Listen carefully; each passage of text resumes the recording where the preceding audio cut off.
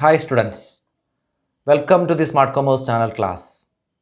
ആദ്യം തന്നെ ഒരു അഭ്യർത്ഥന, ക്ലാസ്സുകൾ നിങ്ങൾക്ക് മനസ്സിലാവുകയാണെങ്കിൽ നിങ്ങൾ ലൈക്ക് ചെയ്യണം. ഉപകാരപ്രദം തോന്നുമെങ്കിൽ മറ്റുള്ളവർ കൂടി പരമാവധി ഷെയർ ചെയ്യണം. നിങ്ങളുടെ സംശയങ്ങളും അഭിപ്രായങ്ങളും കമൻറ്റ് ചെയ്യാം. ഈ ചാനൽ ഇതുവരെ സബ്സ്ക്രൈബ് ചെയ്തിട്ടില്ലാത്തവർ ഇപ്പോൾ തന്നെ സബ്സ്ക്രൈബ് ചെയ്യുക. അപ്ലോഡ് ചെയ്യപ്പെടുന്ന വീഡിയോകളെ സംബന്ധിച്ച നോട്ടിഫിക്കേഷൻസ് അപ്പോൾ ലഭിക്കുന്നതിന് വേണ്ടി ബെല്ലൈക്കൺ കൂടെ ക്ലിക്ക് ചെയ്യുക. ഇനി നമുക്ക് ക്ലാസ്സിലേക്ക് കടക്കാം. The important objectives of accounting are to find out the profit or loss of a business and to ascertain its financial position. With these objectives in view, two financial statements, income statement and balance sheet, are prepared.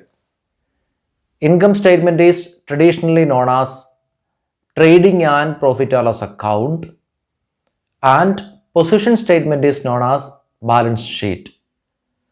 These statements are collectively known as financial statement or final accounts because these are statements or accounts prepared to ascertain the financial performance and position of a business and are prepared at the end of an year, finally after preparing the trial balance. ഒരു ബിസിനസ്സിൻ്റെ ലാഭം അല്ലെങ്കിൽ നഷ്ടം കണ്ടുപിടിക്കുകയും അതിൻ്റെ സാമ്പത്തിക നില കണ്ടുപിടിക്കുകയുമാണ് അക്കൗണ്ടിങ്ങിൻ്റെ രണ്ട് പ്രധാനപ്പെട്ട ലക്ഷ്യങ്ങൾ. ഈ ലക്ഷ്യങ്ങൾ മുൻനിർത്തിക്കൊണ്ട് രണ്ട് ഫൈനാൻഷ്യൽ സ്റ്റേറ്റ്മെൻറ്റുകൾ, അതായത് ഇൻകം സ്റ്റേറ്റ്മെൻറ്റും ബാലൻസ് ഷീറ്റും തയ്യാറാക്കുന്നു. ഇൻകം സ്റ്റേറ്റ്മെൻറ്റിനെ പരമ്പരാഗതമായി trading and profit and loss account എന്നും പൊസിഷൻ സ്റ്റേറ്റ്മെൻറ്റിനെ ബാലൻസ് ഷീറ്റ് എന്നുമാണ് വിളിക്കുന്നത്. ഈ സ്റ്റേറ്റ്മെൻറ്റുകളെ ഒന്നിച്ച് ഫൈനാൻഷ്യൽ സ്റ്റേറ്റ്മെൻറ്റുകൾ അല്ലെങ്കിൽ ഫൈനൽ അക്കൗണ്ടുകൾ എന്ന് വിളിക്കുന്നു. കാരണം ഇവ ഒരു ബിസിനസ്സിൻ്റെ പെർഫോമൻസും പൊസിഷനും കണ്ടുപിടിക്കുന്നതിന് വേണ്ടി തയ്യാറാക്കുന്ന സ്റ്റേറ്റ്മെൻറ്റുകൾ അല്ലെങ്കിൽ അക്കൗണ്ടുകളാണ്. ഇവ തയ്യാറാക്കുന്നത് ട്രയൽ ബാലൻസ് തയ്യാറാക്കിയതിനു ശേഷം ഒരു അക്കൗണ്ടിങ് ഇയറിൻ്റെ അവസാനം ഫൈനലായിട്ടുമാണ് എന്നതാണ്. Final accounts of a sole trader usually include number 1 trading account, number 2 profit and loss account.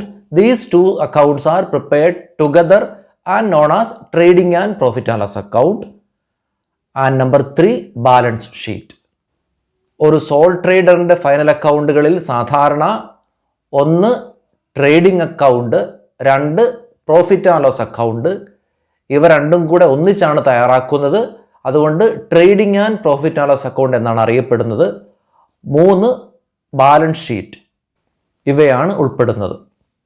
First, trading account. Trading account is the first account prepared in final accounts.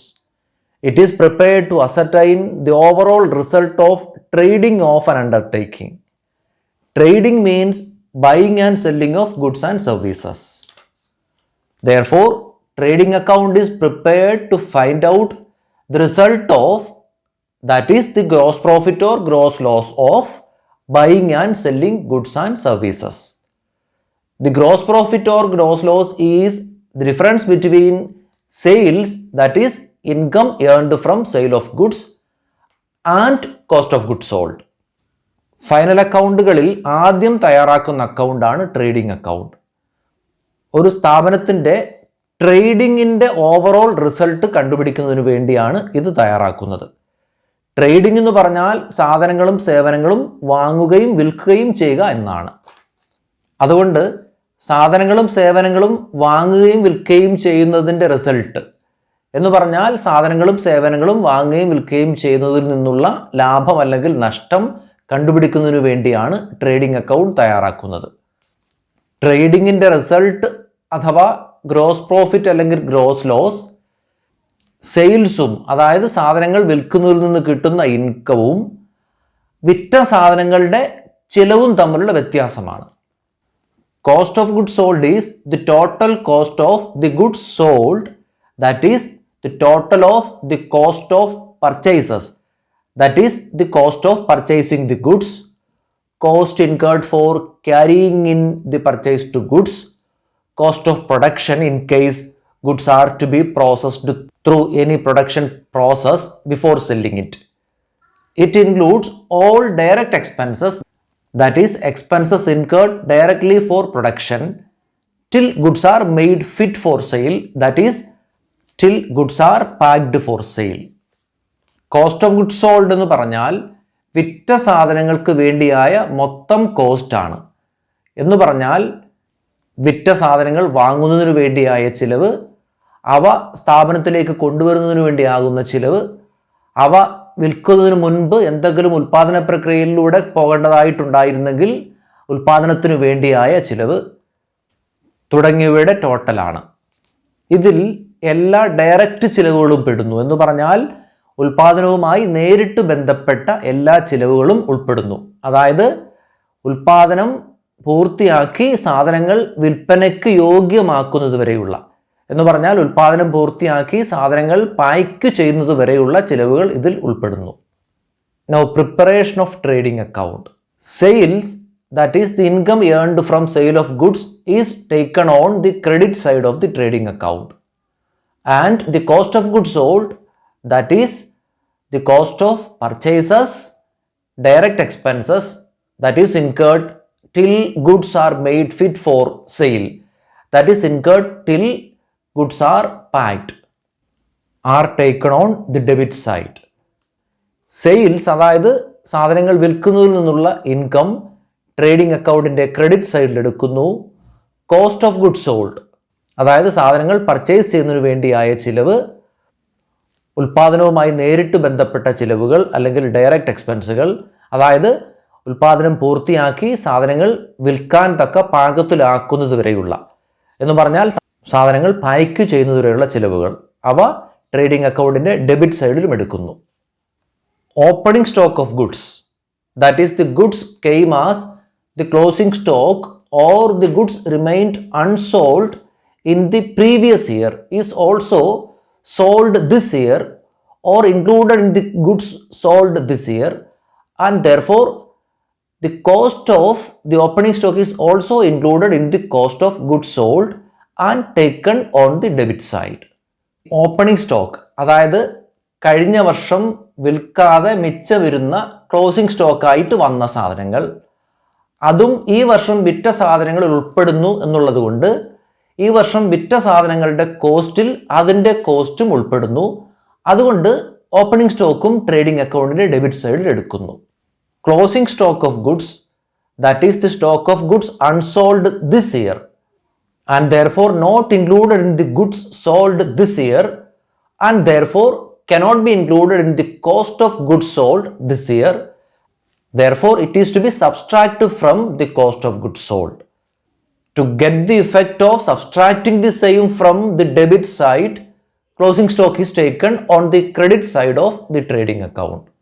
Closing stock, അതായത് ഈ വർഷം വിൽക്കാതെ മിച്ചം വന്ന സാധനങ്ങൾ ഈ വർഷം വിറ്റ സാധനങ്ങളിൽ പെടുന്നില്ല എന്നുള്ളത് കൊണ്ട് ഈ വർഷം വിറ്റ സാധനങ്ങളുടെ കോസ്റ്റിൽ, കോസ്റ്റ് ഓഫ് ഗുഡ്സ് സോൾഡിൽ അത് ഉൾപ്പെടുത്താൻ സാധിക്കത്തില്ല.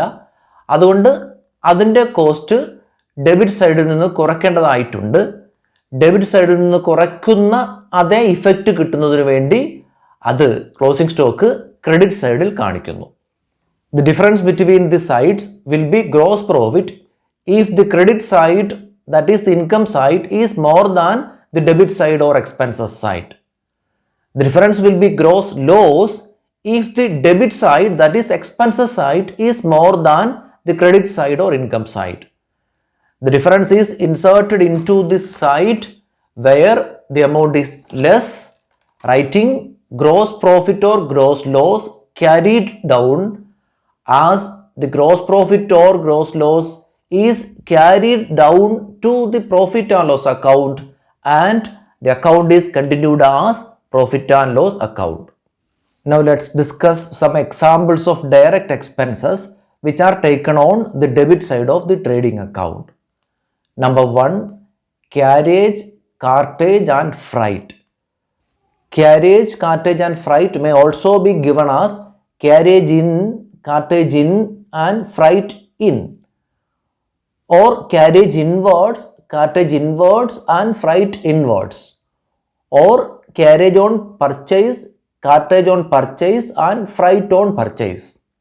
These are expenses incurred for carrying the purchased goods for production and sale to the business.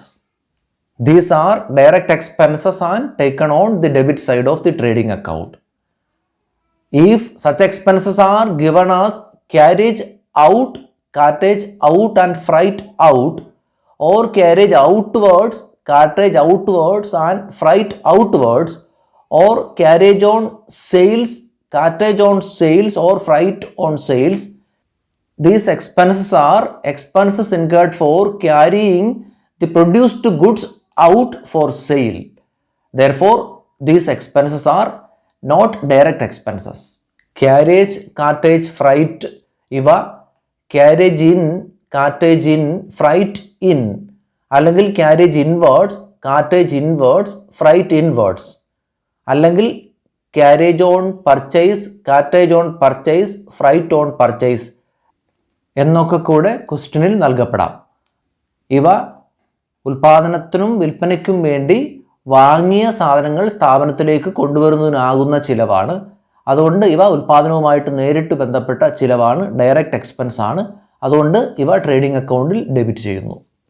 എന്നാൽ ക്യാരേജ് ഔട്ട് എന്നോ കാർട്ടേജ് ഔട്ട് എന്നോ ഫ്രൈറ്റ് ഔട്ട് എന്നോ, അല്ലെങ്കിൽ carriage outwards, cartage outwards, freight outwards എന്നോ, അല്ലെങ്കിൽ carriage on sales, cartage on sales, freight on sales എന്നോ ആണ് നൽകിയിട്ടുള്ളതെങ്കിൽ അവ ഉൽപാദനം പൂർത്തിയായ സാധനങ്ങൾ വിൽക്കുന്നതിന് വേണ്ടി സ്ഥാപനത്തിന് പുറത്തേക്ക് കൊണ്ടുപോകുന്നതിനാകുന്ന ചിലവാണ്.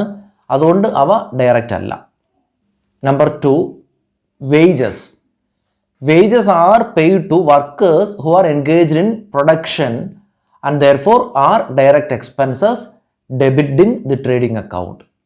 If wages are clubbed with salaries and given as wages and salaries, then also debited in the trading account. If it is given as salaries and wages, it is not debited in the trading account. Wages എന്ന് പറഞ്ഞാൽ ഉൽപ്പാദനത്തിൽ ഏർപ്പെട്ട വർക്കേഴ്സിന് കൊടുക്കുന്ന കൂലിയാണ്. അത് ഉൽപ്പാദനവുമായി നേരിട്ട് ബന്ധപ്പെട്ട ചിലവാണ്. അതുകൊണ്ട് trading അക്കൗണ്ടിനെ debit സൈഡിൽ എടുക്കുന്നു. ഇനി വേജസ് സാലറിയുടെ കൂടെ ചേർത്ത് വേജസ് ആൻഡ് സാലറീസ് എന്നാണ് പറയുന്നതെങ്കിലും ട്രേഡിംഗ് അക്കൗണ്ടിനെ ഡെബിറ്റ് സൈഡിൽ എടുക്കുന്നു. എന്നാൽ സാലറീസ് ആൻഡ് വേജസ് എന്നാണ് പറയുന്നതെങ്കിൽ ട്രേഡിംഗ് അക്കൗണ്ടിൽ ഡെബിറ്റ് ചെയ്യില്ല. Number 3, customs, import duty, octroi etcetera. Customs and import duties are paid on the goods import for production and sale. Octroi is a duty or tax paid on crossing the border of states or regions. The import goods import for production and sales. Customs duty, import duty ഒക്കെ ഉൽപാദനത്തിനും വിൽപ്പനയ്ക്കും വേണ്ടി ഇറക്കുമതി ചെയ്ത സാധനങ്ങൾക്ക് വേണ്ടി കൊടുക്കുന്ന ഡ്യൂട്ടികളാണ്. അതുപോലെ തന്നെ octroi എന്ന് പറഞ്ഞാൽ ഉൽപാദനത്തിന് വേണ്ടി ഇറക്കുമതി ചെയ്ത സാധനങ്ങൾ സംസ്ഥാന, റീജിയൻ അതിർത്തികൾ കടത്തിക്കൊണ്ടുവരുന്നതിന് വേണ്ടി കൊടുക്കുന്ന ചാർജാണ്. ഇവയൊക്കെ ഉൽപാദനവുമായിട്ട് നേരിട്ട് ബന്ധപ്പെട്ട ചിലവുകളാണ്. അതുകൊണ്ട് ട്രേഡിംഗ് അക്കൗണ്ടിൻ്റെ ഡെബിറ്റ് സൈഡിൽ എടുക്കുന്നു. Number 4, royalties. Business houses sometimes take on lease or take on rent the properties or assets of somebody else for using the same for business or production. The payment made to the owner of it for using the same is called royalty. Royalty is usually paid on the basis of the quantity produced using it, and therefore it is an expense directly related with production and therefore a direct expense and debited in the trading account. If it is payable on the basis of sales out of the quantity produced, it is not a direct expense and not taken in the trading account. Business സ്ഥാപനങ്ങൾ ചിലപ്പോൾ മറ്റുള്ളവരുടേതായ പ്രോപ്പർട്ടികൾ അല്ലെങ്കിൽ assets പാട്ടത്തിനെടുക്കാം. അവ ഉപയോഗിച്ച് business അല്ലെങ്കിൽ production നടത്തുന്നതിന് വേണ്ടിയാണ്. അത് ഉപയോഗിക്കുന്നതിന് വേണ്ടി അതിൻ്റെ ഓണർക്ക് കൊടുക്കുന്ന പേയ്മെൻ്റ് ആണ് റോയൽറ്റി. ഇത് സാധാരണ കൊടുക്കുന്നത് അത് ഉപയോഗിച്ച് എത്രമാത്രം പ്രൊഡ്യൂസ് ചെയ്തു എന്നതിൻ്റെ അടിസ്ഥാനത്തിലാണ്. അതുകൊണ്ട് ഇത് പ്രൊഡക്ഷനുമായി ബന്ധപ്പെട്ട ഒരു ഡയറക്റ്റ് എക്സ്പെൻസ് ആണ്. ട്രേഡിംഗ് അക്കൗണ്ടിൻ്റെ ഡെബിറ്റ് സൈഡിൽ എടുക്കുന്നു. എന്നാൽ റോയൽറ്റി കൊടുക്കുന്നത് പ്രൊഡ്യൂസ് ചെയ്തതിൽ നിന്ന് എന്തുമാത്രം വിറ്റു എന്നതിൻ്റെ അടിസ്ഥാനത്തിലാണെങ്കിൽ അത് പ്രൊഡക്ഷനുമായി നേരിട്ട് ബന്ധപ്പെട്ടൊരു എക്സ്പെൻസ് അല്ല, അതുകൊണ്ട് ട്രേഡിംഗ് അക്കൗണ്ടിൽ എടുക്കില്ല. Number 5, gas, electricity, water, fuel, power etcetera. These are expenses incurred for production and therefore taken on the debit side of the trading account. ഗ്യാസും ഇലക്ട്രിസിറ്റിയും വെള്ളവും ഫ്യൂവലും പവറും ഒക്കെ ഉൽപ്പാദനത്തിന് വേണ്ടിയാകുന്ന ചിലവുകളാണ്. അതുകൊണ്ട് അവ ഡയറക്റ്റ് ചിലവുകളാണ്, ട്രേഡിംഗ് അക്കൗണ്ടിൻ്റെ ഡെബിറ്റ് സൈഡിൽ എടുക്കുന്നു. Number 6, packing materials. We have already discussed that direct expenses include expenses till packing the produced goods. Therefore, the packing materials expense is a direct expense and taken on the debit side of the trading account. സാധനങ്ങൾ ഉൽപ്പാദനം പൂർത്തിയാക്കി pack ചെയ്യുന്നതുവരെയുള്ള ചിലവുകൾ direct എക്സ്പെൻസുകളിൽ പെടുന്നു എന്ന് നാം already discuss ചെയ്ത് കഴിഞ്ഞു. അതുകൊണ്ട് പാക്കിങ്ങിന് വേണ്ടിയാകുന്ന ചിലവ് ഡയറക്റ്റ് എക്സ്പെൻസ് ആണ്, ട്രേഡിംഗ് അക്കൗണ്ടിൻ്റെ ഡെബിറ്റ് സൈഡിൽ എടുക്കുന്നു. But packing expenses incurred after the product has been sold or for making the product attractive are not direct expenses. എന്നാൽ വിൽപ്പനയ്ക്ക് ശേഷമാകുന്ന പാക്കിംഗ് ചിലവുകൾ, ഉൽപ്പന്നങ്ങൾ കൂടുതൽ ആകർഷമാക്കുന്നതിനും വേണ്ടി ആകുന്നതുമായ പാക്കിംഗ് ചിലവുകൾ ഡയറക്റ്റ് ചിലവുകളല്ല, ട്രേഡിംഗ് അക്കൗണ്ടിൽ എടുക്കില്ല. Number 7, consumable stores like cotton waste, grease, engine oil etcetera are direct expenses and debited in the trading account. Cotton വേസ്റ്റും ഗ്രീസും എഞ്ചിൻ ഓയിലും ഒക്കെ ഉൽപ്പാദനവുമായിട്ട് ബന്ധപ്പെട്ട ചിലവുകളാണ്, അതുകൊണ്ട് ട്രേഡിംഗ് അക്കൗണ്ടിന് ഡെബിറ്റ് സൈഡിൽ എടുക്കുന്നു. Last number 8, factory expenses like factory rent, factory insurance, factory lighting, factory heating etcetera are direct expenses taken on the debit side of the trading account. Factory ഉൽപ്പാദനം നടക്കുന്ന സ്ഥലമായതുകൊണ്ട് ഫാക്ടറിയിലാകുന്ന ചിലവുകളായ factory rent, factory insurance, factory lighting, factory heating ഒക്കെ ഉൽപ്പാദനവുമായി നേരിട്ട് ബന്ധപ്പെട്ട ചിലവുകളാണ്, അതുകൊണ്ട് ട്രേഡിംഗ് അക്കൗണ്ടിന് ഡെബിറ്റ് സൈഡിൽ എടുക്കുന്നു. Now profit and loss account. Profit and loss account is a nominal account prepared to find out the net profit or net loss of a business during an accounting year.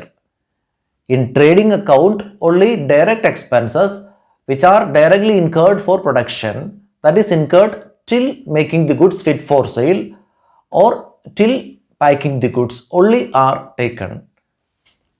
All other expenses other than direct expenses taken in the trading account are called indirect expenses and are taken on the debit side of the profit and loss account.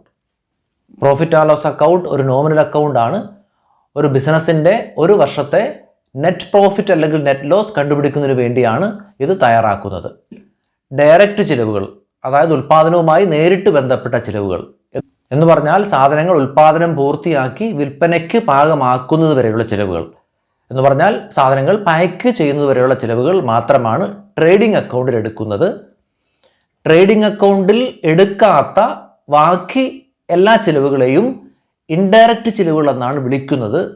അവ profit and loss അക്കൗണ്ടിൻ്റെ debit സൈഡിൽ എടുക്കുന്നു. Similarly only direct income, that is income from sales, is taken in the trading account and all other incomes other than sales called indirect incomes are taken on the credit side of the profit and loss account. അതുപോലെ തന്നെ trading അക്കൗണ്ടിൽ direct income മാത്രമാണ്, അതായത് സെയിൽസിൽ നിന്നുള്ള income മാത്രമാണ് എടുക്കുന്നത്. സെയിൽസിൽ നിന്നുള്ളതല്ലാത്ത മറ്റെല്ലാ ഇൻകംസിനെയും indirect incomes എന്നാണ് വിളിക്കുന്നത്. അവ പ്രോഫിറ്റ് ആൻഡ് ലോസ് അക്കൗണ്ടിൻ്റെ ക്രെഡിറ്റ് സൈഡിലാണ് എടുക്കുന്നത്. The difference will B net profit if the credit side or income side is more, and the difference will be net loss if the debit side or expenses side is more. The net profit or net loss is insert in the side where the amount is less, writing net profit or net loss transferred to capital as net profit or net loss made every year increases or decreases the amount of capital of the business. Profit and loss അക്കൗണ്ടിൻ്റെ സൈഡുകൾ തമ്മിലുള്ള വ്യത്യാസം net profit അല്ലെങ്കിൽ net loss ആയിരിക്കും. Income side അല്ലെങ്കിൽ credit സൈഡാണ് കൂടുതലെങ്കിൽ net profit ആയിരിക്കും. എക്സ്പെൻസസ് സൈഡ് അല്ലെങ്കിൽ ഡെബിറ്റ് സൈഡാണ് കൂടുതലെങ്കിൽ നെറ്റ് ലോസ് ആയിരിക്കും. നെറ്റ് പ്രോഫിറ്റ് അല്ലെങ്കിൽ നെറ്റ് ലോസ് ഏത് സൈഡിലാണോ എമൗണ്ട് കുറവുള്ളത് ആ സൈഡിൽ എഴുതി ചേർക്കുന്നു. Net profit or net loss transfer to capital എന്ന് എഴുതിയാണ് ഇൻസേർട്ട് ചെയ്യുന്നത്. കാരണം എല്ലാ വർഷവും ഉണ്ടാക്കുന്ന നെറ്റ് പ്രോഫിറ്റ് സ്ഥാപനത്തിൻ്റെ ക്യാപിറ്റൽ കൂടുന്നതിന് സഹായിക്കുന്നു. ഉണ്ടാകുന്ന നെറ്റ് ലോസ് സ്ഥാപനത്തിൻ്റെ ക്യാപിറ്റൽ കുറയുന്നതിന് ഇടയാക്കുകയും ചെയ്യുന്നു. Now balance sheet. A balance sheet is a statement of assets and liabilities prepared to ascertain the financial position of a business at a particular date. It is prepared at the end of an accounting period after preparing the trading and profit and loss accounts. It is called balance sheet as it is a statement prepared with the balance of accounts remaining in the trial balance after preparing the trading and profit and loss account. ഒരു ബിസിനസ്സിൻ്റെ ഒരു നിശ്ചിത വർഷത്തെ അസറ്റ്സും ലയബിലിറ്റീസും കണ്ടുപിടിക്കുന്നതിന് വേണ്ടി തയ്യാറാക്കുന്ന ഒരു സ്റ്റേറ്റ്മെൻ്റാണ് balance sheet. ഇത് വർഷാവസാനം trading and profit and loss അക്കൗണ്ടുകൾ തയ്യാറാക്കിയതിനു ശേഷമാണ് തയ്യാറാക്കുന്നത്. ഇതിനെ ബാലൻസ് ഷീറ്റ് എന്ന് വിളിക്കുന്നത് trading and profit and loss account തയ്യാറാക്കിയതിനു ശേഷം ട്രയൽ ബാലൻസിൽ ബാലൻസ് കാണുന്ന മിച്ചം കാണുന്ന അക്കൗണ്ടുകൾ എടുത്തുകൊണ്ടാണ് ഈ സ്റ്റേറ്റ്മെൻറ്റ് തയ്യാറാക്കുന്നത് എന്നതാണ്. Now preparation of a balance sheet. There are two orders for the preparation of a balance sheet. Number one in the order of liquidity, number two in the order of permanence. In the order of liquidity, current assets are taken first and then only the fixed assets. Similarly, on the liability side, current liabilities are taken first and then only the long tail liabilities.